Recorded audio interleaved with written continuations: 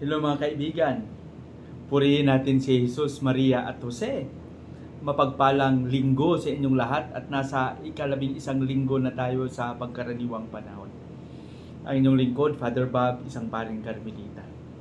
Nakakatuwa naman isipin na sa likod ng ating maraming pinagkakaabalahan, patuloy pa rin tayong ginagabayan ng Panginoon. Patuloy pa rin tayong tumatanggap ng mga biyayang alam natin na minsan hindi tayo karapat-dapat. Amen?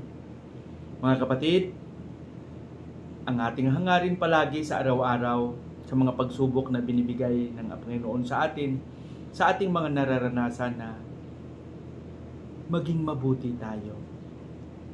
Gumawa tayo ng mga kamangamanghang gawain na makapagdulot ng kaligayahan, tuwa, kagalakan sa ating kapwa. Sa araw na ito, sa ika-16 na araw ng Hunyo, ika-11 linggo sa karaniwang panahon, ang ating pagninilay ay ibabahagi sa atin ni San Marcos, Kapitulo 4, versikulo 26 hanggang 34. Ano ba ang nilalaman ng ating ebanghelyo sa araw na ito? Dito sinabi ni Jesus yung isang talinghaga na kung saan na ang paghahari ng Diyos ay parang kagaya ng isang tao na naghagis ng binhi sa lupa.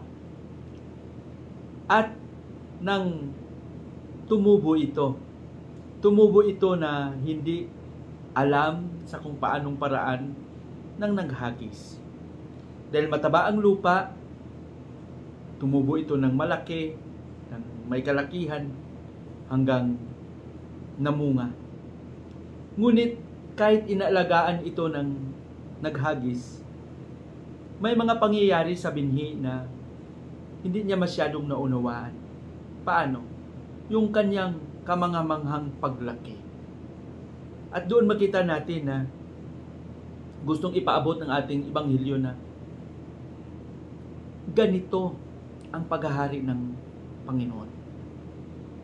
Tanggapin man natin at hindi, ang Panginoon ay patuloy na kumikilos sa ating buhay. Na minsan gamit ng ating kaalaman, hindi natin ito maipaliwanag ng malalim. Hindi natin ito maunawaan kung sa paanong paraan tumubo ito. Ang ating pagkaalam lang ay yung pag-aalaga natin. Kaya sana sa ating pagsasabuhay, sa ating patuloy na pagtanggap sa hamon ng buhay, huwag natin kalimutan na ang Panginoon ay talagang kumikilos sa ating buhay sa paraan na hindi natin alam, sa paraan na hindi natin nauunawaan. Ganito ang misteryo ng ating buhay, ang pagmamahal ng Panginoon na hindi masusukat. Kaya sana palagiin nating magpasalamat, magpagpuri sa Kanya, dahil sa likod ng, gaya ng sinabi ko na hindi tayo karapat-dapat sa mga biyayang ito, patuloy natin itong tinatanggap. Pagpalain nawa tayo ng Panginoon. Sa ating panalangin, Panginoong Hesus, maraming salamat sa iyong patuloy na paggabay sa amin. Amen.